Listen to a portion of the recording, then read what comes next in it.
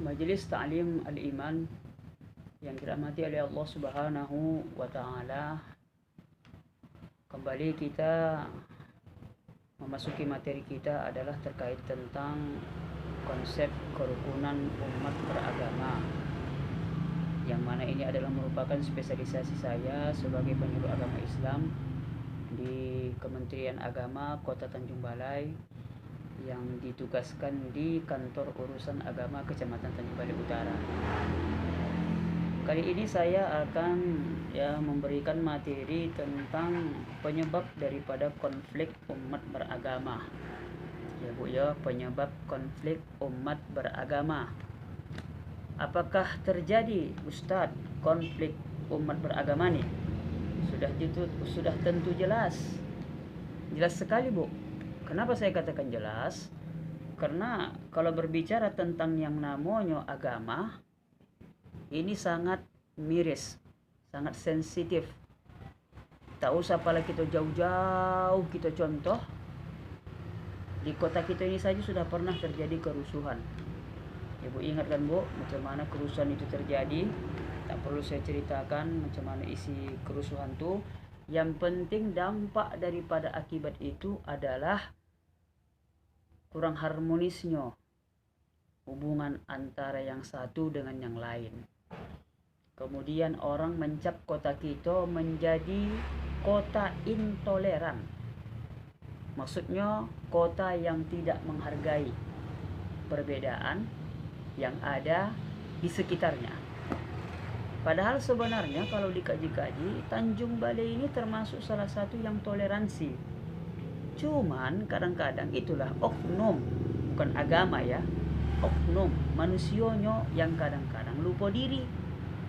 Karena begitu kita selidiki kemarin kasus yang kemarin itu, ternyata memang ada sedikit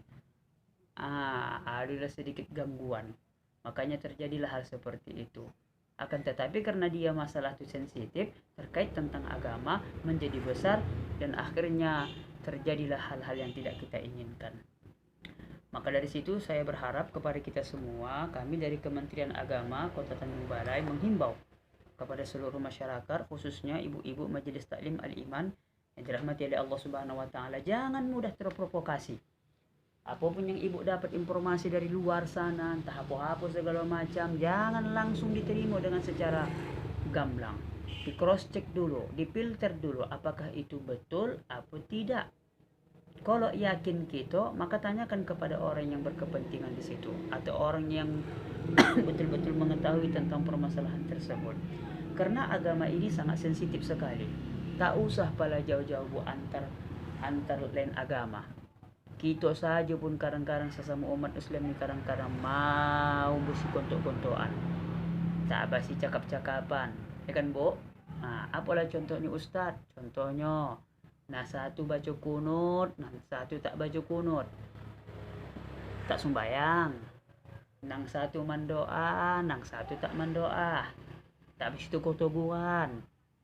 Yang satu membilangkan ini pakai bismillah, yang satu lagi tak membilangkan pakai bismillah. Udah pindah masjid. Begitulah kita kini.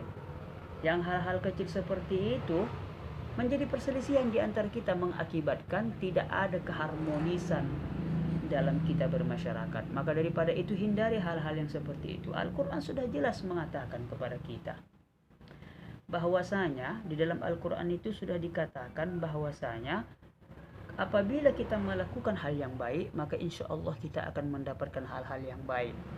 Tapi apabila kita bermaksiat kepada Allah, kita kufur kepada Allah, kita lakukan apa yang Allah larang kepada kita, maka azab kata Allah Ta'ala sangat pedih. Maka daripada itu jangan sampai kita lakukan hal-hal seperti itu. Secara Al-Quran juga dikatakan bahwasanya faktor agama ini juga sangat miris untuk kita perbaiki. Karena sudah jelas di dalam Al-Quran surah Al-Kafirun dikatakan lakum dinukum waliyadin, untukmu agamamu dan untukku agamaku.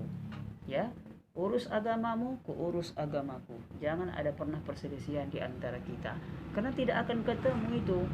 Di dalam agama Islam sudah jelas dikatakan apabila kita berkaitan tentang orang non-muslim, maka dua hal perkara yang perlu kita perhatikan. Yang pertama itu tidak ada toleransi bagi tentang masalah akidah kepada Allah. Ya Bu ya, tidak ada tawar menawar tentang akidah kepada Allah. Dan yang kedua itu adalah tata cara beribadah kepada Allah, karena sudah jelas sekali di dalam Quran surah Al-Kafirun, ya, aku tidak akan menyembah atas apa yang kamu sembah, kemudian dan kamu tidak akan menyembah atas apa yang aku sembah. Itu sudah jelas di dalam Quran surah Al-Kafirun, jangan lagi diputar-atik. Ini kita ini kadang-kadang salah kaprah, mantang-mantang baik kawan tuh, dikasihnya kita cannya, dikasihnya kita kuehnya, dikasihnya kita ampau dan segala macam. Tiba-tiba sesuatu ada yang dimintanya terkait pula tentang masalah tata cara beribadah kita kepada Allah, karena kita sogan, kita ikuti, kita lakukan. Ya, jangan kita lakukan itu ibu-ibu. Kenapa? Karena kata Rasulullah mengatakan, apabila kamu mengikuti satu kaum, maka kamu akan menjadi kaum tersebut. Kalau Allah sudah melarang, jangan kau hojaukan. Itu intinya. Jadi dalam arti kata dikatakan bahwasanya secara undang-undang pun kita tidak dilarang untuk istilahnya untuk memilih agama sesuai apa yang Anda inginkan. Karena undang-undang telah menjaga keutuhan kita beragama, bahwasanya apapun boleh kita pilih agama kita sesuai dengan keyakinan kita. Mau kita pilih Islam silahkan, mau kita pilih Kristen silahkan, mau kita pilih agama Hindu dan Buddha silahkan. Yang tidak dibenarkan itu macam mana? Mengotak-atik, mengadu domba, kemudian mengolok-olok, itu yang tidak dibenarkan. Ya, apalagi menghina. Kalau bahasa undang-undangnya apa namanya? Menistakan agama. Ini yang paling bahaya. Menistakan agama itu macam mana, Ustaz? Menistakan agama itu adalah mencampuri urusan yang bukan urusan kita, yang bukan ahlinya.